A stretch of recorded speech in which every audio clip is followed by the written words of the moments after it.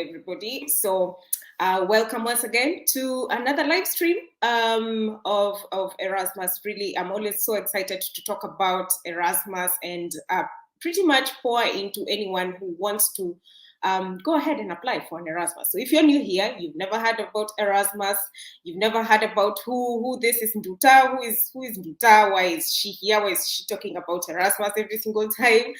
I want to introduce you. Welcome to this channel. This channel is about several things: scholarship, study abroad, life abroad, etc, etc, etc. So my name is Nduta Wambura. I'm the Kenya country representative for Erasmus.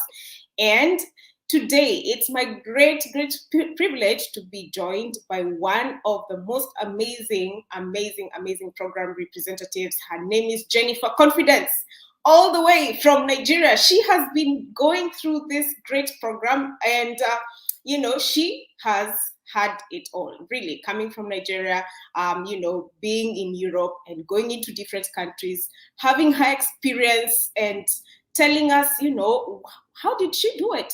How did she write a good statement? What happened? Is it that she knew a tall relative that connected her to the masters that she's studying right now, or what exactly happened? So it's my great privilege to introduce the program representative, Erasmus Mundus Association program representative for the International Master in Security. And I want to say this right because I have been getting it wrong all week. So it is a mouthful, scholarship. So I want to say it exactly as it is. So she's the program representative for the Erasmus International Master in Security, Intelligence, and Strategic Studies. Wow. So without further ado, welcome, Jennifer. And I see, Stephen, you're already here. You're listening from Gong Matasia in Olekajwado County in Kenya. Welcome. So I want to introduce Jennifer. Let me get you here. Hi, tell us, who are you? I'm Jennifer. Jennifer from Nigeria, and I'm on the Erasmus program for Security, Intelligence, and Strategic Studies, like she already introduced me. And currently my second year. For the first year, I was in Glasgow, that's the UK, and then I moved to Dublin, which is Ireland, and now I'm in Prague, Czech Republic, and hoping to move to Germany for my fourth mobility. And I guess that's basically it. Jennifer Confidence. What else? I have a YouTube channel, Jennifer Confidence. I think that's the most introduction I could give. Yes, absolutely. There's a lot to you for sure. It's not just, you're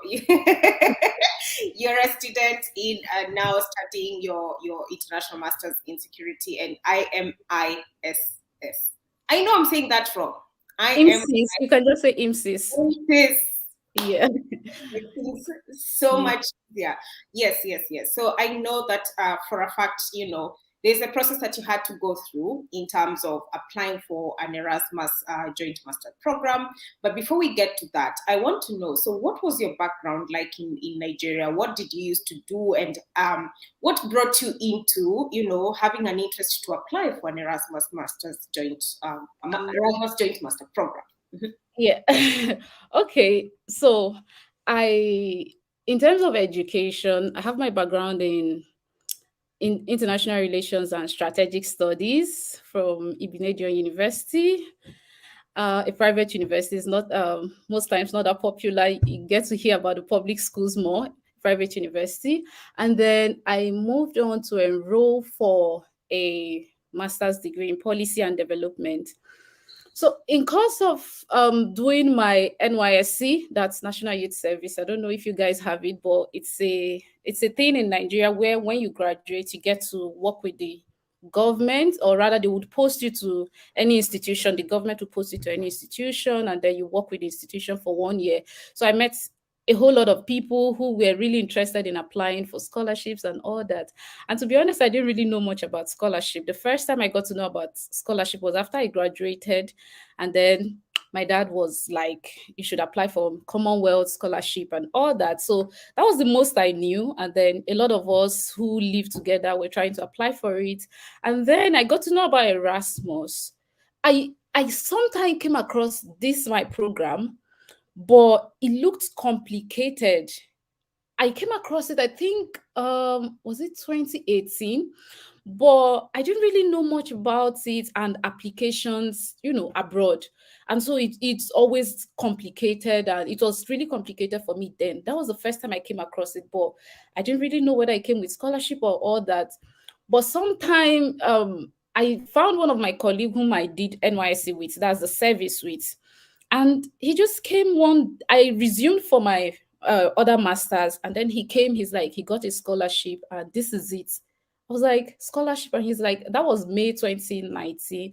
And he was like, yes, and he's leaving September.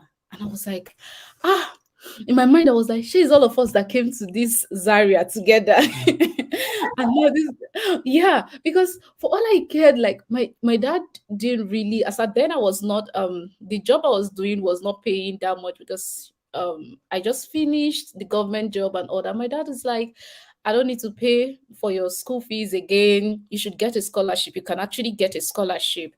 When you have a dad that really believes in you and things like that. In my head, I'm like, okay, how will I just stay and somebody will just give me money? I didn't really get to know so much about scholarships. So immediately I saw him and he got the scholarship. I was like, damn, I'm getting this scholarship, like, by fire by force. Nigerians to understand this thing. I was like, by fire by force, I'm getting it. And so that's when I became really serious. So before that time, before I saw my colleague who got Erasmus, before that time I've been applying for other ones, Commonwealth, but I didn't really put so much interest in learning how to write personal statements and other requirements, different scholarships with what they require. If you look at Chevening, it's more targeted towards young professionals and a whole lot of that. So it pays attention to, job experience and some other things then though. So I didn't, as at then, before I saw my friend, I didn't really pay attention to what the scholarships were requiring and the target of these different scholars. I'll just try to write anything and submit, and then they will bounce me. They will give me love later. So, but when I saw my friend, it woke something in me. I'm like, damn, hell no, I'm getting this scholarship. And so I became serious about it. That was May 2019. And so I became serious about it.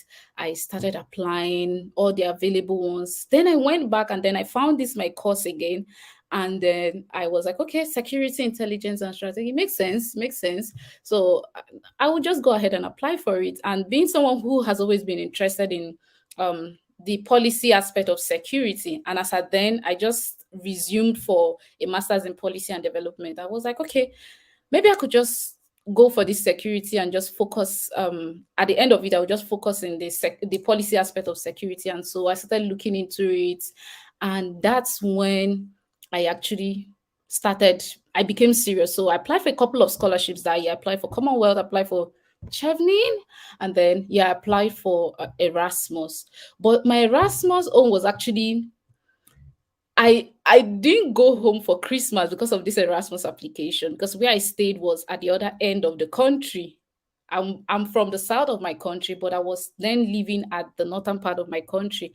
I didn't go home, like, I was so serious with it. I was like, I'm getting it, like, I don't care however it's coming. So I became so serious. I dedicated so much of my time to researching about the Erasmus, what they wanted, and a whole lot of it, I was just so much into it and trying to catch up with what they will require, because applications was opening by the end of 2019, and so I needed to apply. So by that May, I started planning to catch up with what they needed in terms of experience, in terms of other things. I started catching up, and then I started applying to get my certificate. Like in Nigeria, they usually, your certificate could take a couple of years, maybe 3 years or 2 years. I started applying to get it. And so I was like, I started ticking the boxes. I wrote down everything I needed, and then I started ticking the boxes. And that's how, and then I applied for it. And I was just sitting down somewhere in my room. my small room there, and I would just be thinking about my life. I'm like, this kind of stress, like it sometimes it's not always that cool to be studying and be stressing so much about maybe where to get money and a whole lot of it. And so I was just thinking about my life. I'm like, I'm applying for this one and I'm going to get it like by fire by force. And thankfully, like I got it. And yeah, I'm here.